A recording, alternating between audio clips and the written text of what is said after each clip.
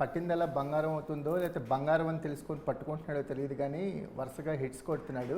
So ఈ జాతకం ఎలా ఉండబోతుందో ఆయన మాటలు తెలుసుకుందాం. హాయ్ అన్న. బంగారం అని తెలిసే పట్టుకుంటున్నాను నేను. ఎందుకు అంటే లైక్ అంటే ఏది బంగారమో తెలుసుకోగలుగుతున్నాం, అది గ్రేట్ కదా అన్న. నేను అంటే రోల్డ్ గోల్డ్కి నీకు కరెక్ట్గా తేడా. ఇప్పుడు మోహన్ కృష్ణ గారి దగ్గర ఆయన బంగారం అని చెప్పాల్సిన అవసరం లేదు. ఆయన అందుకనే ఆయన నన్ను పిలిచి కొంచెం ఆ బంగారాన్ని అంటిస్తుందా అని పిలిచారు ఆయన. సో అట్లా వచ్చాను. అలాగే ఇప్పుడు రామ్ జగదీష్ అంటే అది వీడు బంగారం అని నేను తెలుసుకోగలిగాను. దానికి కొంచెం టైం పట్టింది. బట్ నాకంటే అసలు వీడు 22 క్యారెట్ గోల్డ్ అని నాని అన్న తెలుసుకున్నాడు అది. ఎందుకంటే ఇప్పుడు ఆయన తెలుసుకోవడంలోనే ఇంపార్టెన్స్ ఉంది. ఇందాక మనం అనుకున్నట్టు ఇప్పుడు కూడా సినిమా అంత బాగా నడుస్తుందంటే కారణం ఆ సినిమాలో ఉన్న మ్యాటర్ ఎంత విషయమో దాన్ని అంతమందికి దూరంగా తీసుకెళ్లిన వ్యక్తి నాని అన్న. కాబట్టి డెఫినెట్లీ యాక్చువల్గా ఆయన లైఫ్ టైం ఒక ఛాలెంజ్ విసిరాడు.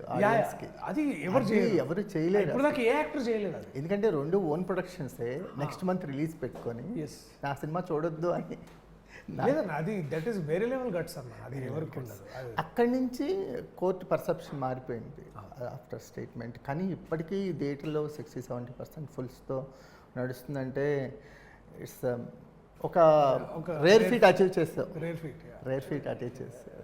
నువ్వు ఆర్టిస్ట్గా ఎంత సంపాదిస్తున్నావో తెలియదు కానీ కథలు సెలెక్ట్ చేయటం ఒక ఆఫీస్ తెస్తే చాలా ఎక్కువ సంపాదిస్తావు.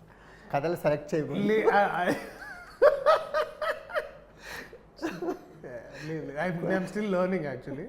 ఈ విషయంలో నేను నాని నన్ను ఫాలో అవుతాను అనమాట.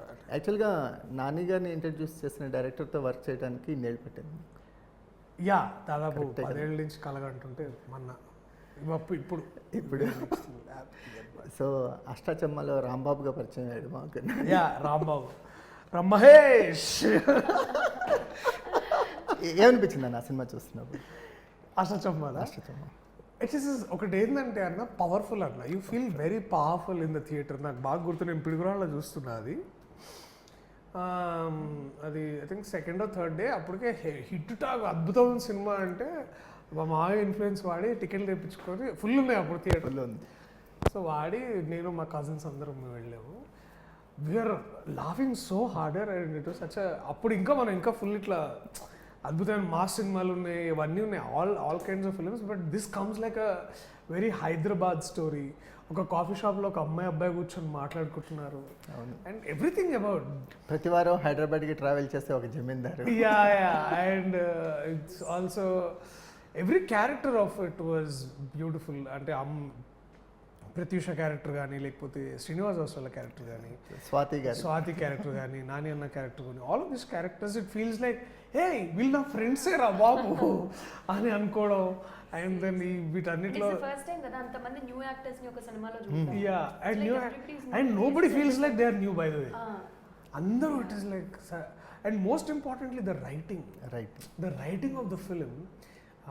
వర్డ్ ప్లే అంటే పద ప్రయోగం అంటాం కదా మనం తెలుగు భాష మీద. మనకి త్రివిక్రమ్ శ్రీనివాస్ గారి డైలాగ్స్ ఎంత అందంగా అంటే చెవుల్లో తెలుగుదనం పోస్తున్నట్టు ఉంటుంది, తేనె పోస్తున్నట్టు ఉంటుంది కదా. మళ్ళీ ఇంద్రగంటి పవన్ కృష్ణ గారి మూవీస్లో అంత చక్కనైన తెలుగు కనిపిస్తుంది. అవును. అండ్ చాలా అదేదో మళ్ళీ మనకి ఎక్కడ ఏదో ప్రాస్ లాగా కాదు, but it's new form of writing altogether. And జంజాల్ గారి సినిమాల్లో కనిపించింది. అండ్ ఆర్ మ్యాన్ మోహన్ గారు is genius all by himself.